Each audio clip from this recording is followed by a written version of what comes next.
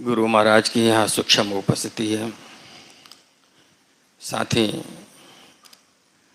परम पूज्य गुरु माँ जो उन्हीं की शक्ति स्वरूपा हैं, ममता और करुणा की साक्षात मूर्ति हैं और गुरु के ही साकार रूप में यहाँ उपस्थित हैं।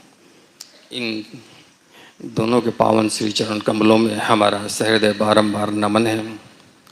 इस सत्संग के कलाचार्य और यहाँ के सत्संग की पत्रिका दीप चेतना संदेश के प्रधान संपादक पूज्य निजू भैया के चरणों में भी मेरा सप्रेम नमन है। हमारी पंक्ति में बैठे सभी शिक्षक वृंद के चरणों में भी हमारा सादर प्रणाम है। साथ ही इस सभा के बाहर उपस्थित सभी गुरु भक्तों के चरणों में भी हमारा यथायोग नमन है, वंदन है। आप सभी का इस सत्संग सभा में अभिनंदन है। आज इस सत्संग के स्थापना दिवस का विशिष्ट अवसर है और यहाँ हम उपस्थित हो सके हैं तो यह परम पूज्य गुरु महाराज और परम पूज्य गुरु माँ की कृपा से ही संभव हो पाया है। ऐसे इस स्थापना दिवस को लेकर 5 विशिष्ट अवसर परम पूज्य गुरु माँ के निर्देश पर और पूज्य गुरु भैया के पूज्य निजू भैया के नेतृत्व में 5 विशिष्ट अवसर हमें प्रदान किए गए हैं। गुरु पूर्णिमा तो हम पहले से ही मनाते आए हैं, लेकिन परम पूज्य के शरीर त्यागने के पश्चात उनकी जन्मतिथि, पुण्यतिथि और सिद्धि दिवस और यह स्थापना दिवस, ऐसे 5 विशिष्ट अवसर हमें प्रदान किए गए हैं जो हमें इस आश्रम पर आने के लिए वाध्य करते हैं, प्रेरित करते हैं। इसी तरह से आश्रम पर भी होने वाले मासिक सत्संग में भी हमारे आने की कोशिश रहती है। साथ ही केंद्र द्वारा आदेशित आयोजित सभी क्षेत्रवार सत्संगों में भी हम सब यथासंभव आने जाने का प्रयास करते ही हैं। इसके लिए गुरु महाराज भी बराबर हम सबको प्रेरित किया करते थे कि ज़्यादा से ज़्यादा सत्संग में आया जाया करो, इसे लाभ ही लाभ है, हानि तो कुछ है नहीं। ये खासकर इस आश्रम पर होने वाले सत्संग का विशेष महत्व है। यह परम पूज्य गुरु महाराज की कर्मभूमि रही है, तपोभूमि रही है।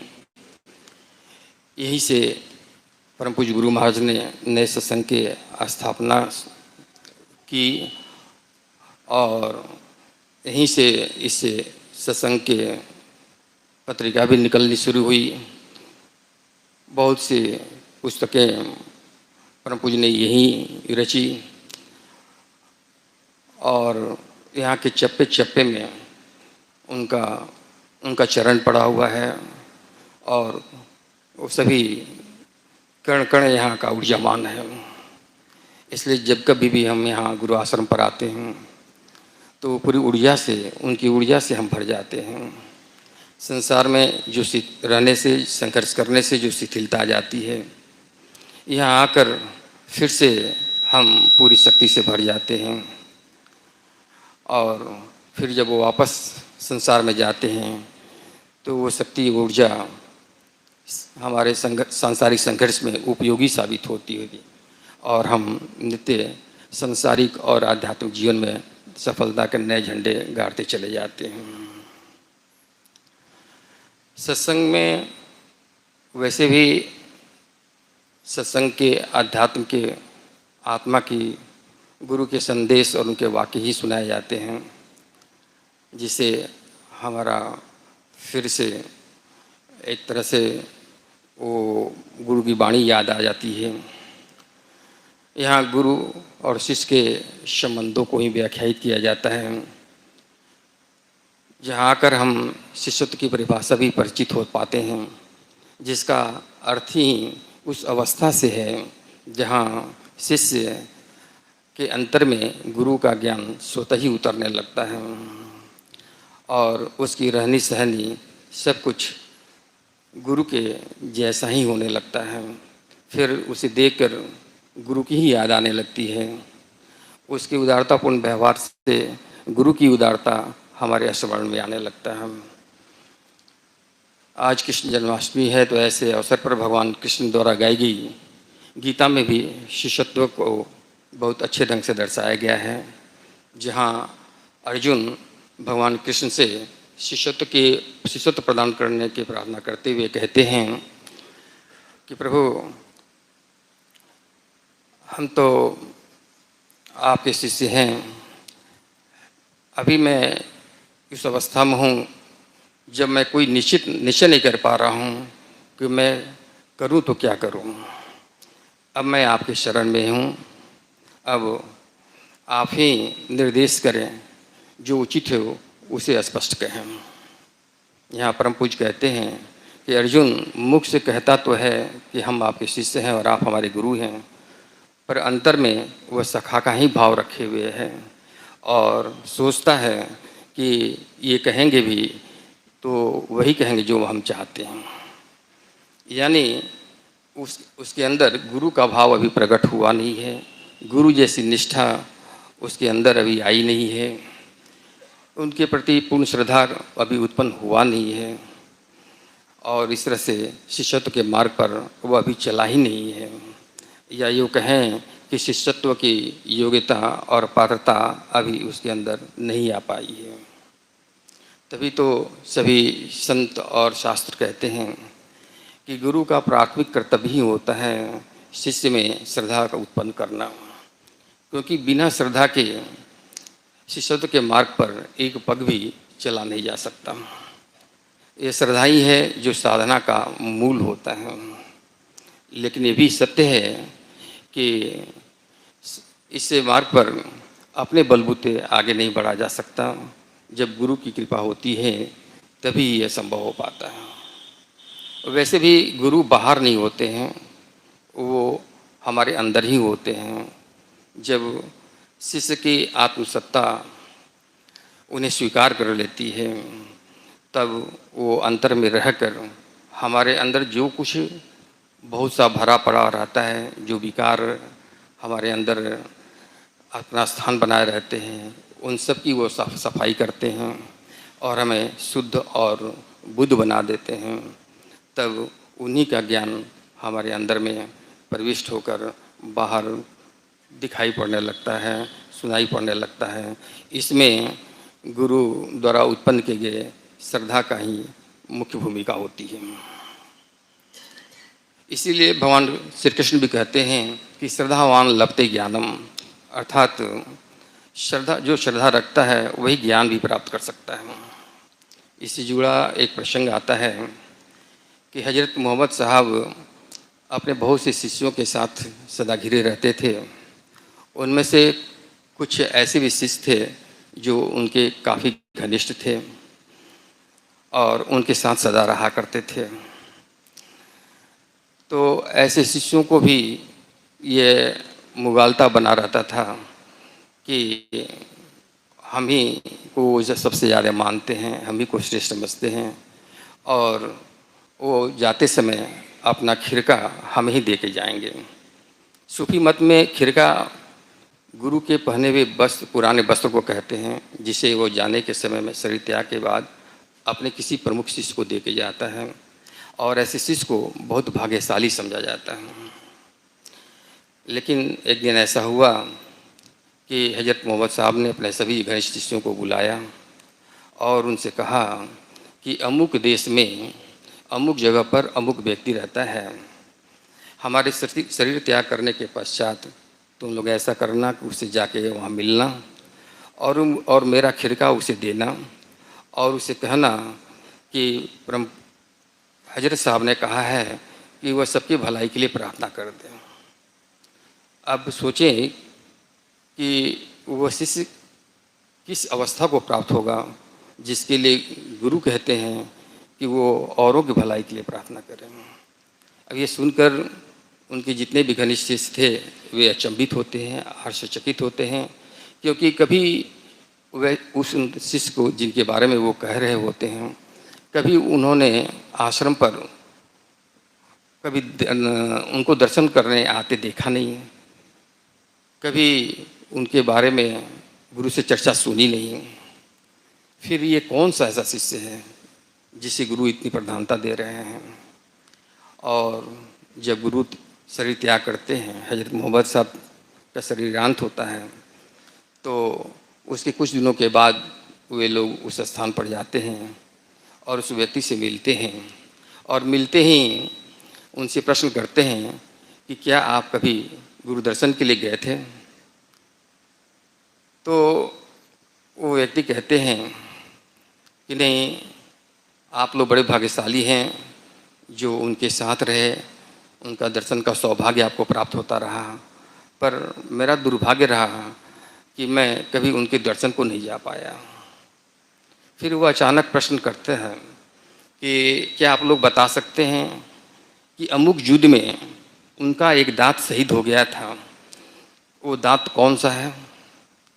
अब इस पर सभी निरुत्तर हो गए, इसके बारे में उन्हें कोई जानकारी ही नहीं थी, जबकि वो अपने को गुरु के सबसे नज़दीक पाते थे, समझते थे।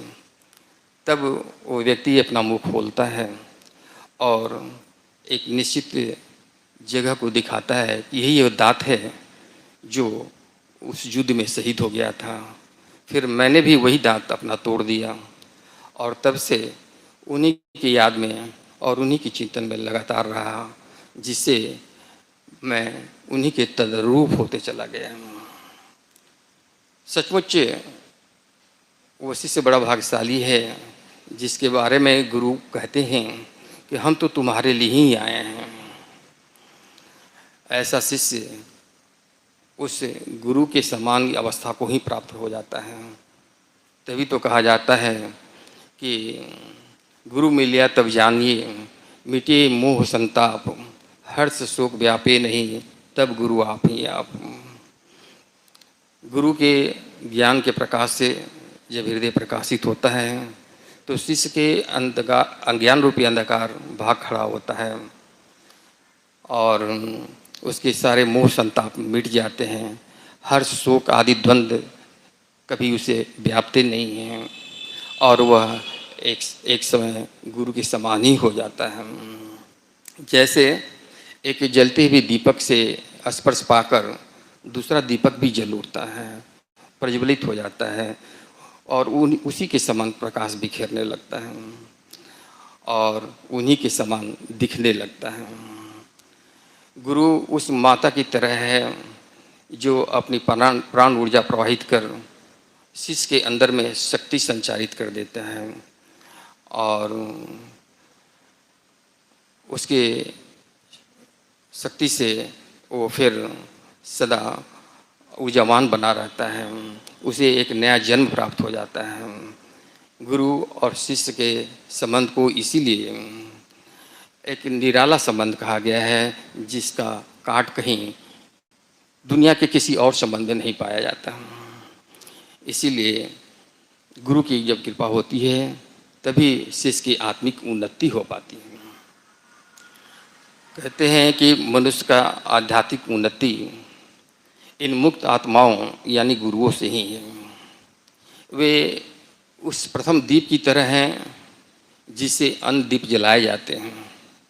इससे प्रथम दीप की कोई हानि नहीं होती है और असंख्य दीप जलते चले जाते हैं और प्रथम दीप भी पहले की तरह ही जगमगाता रहता है।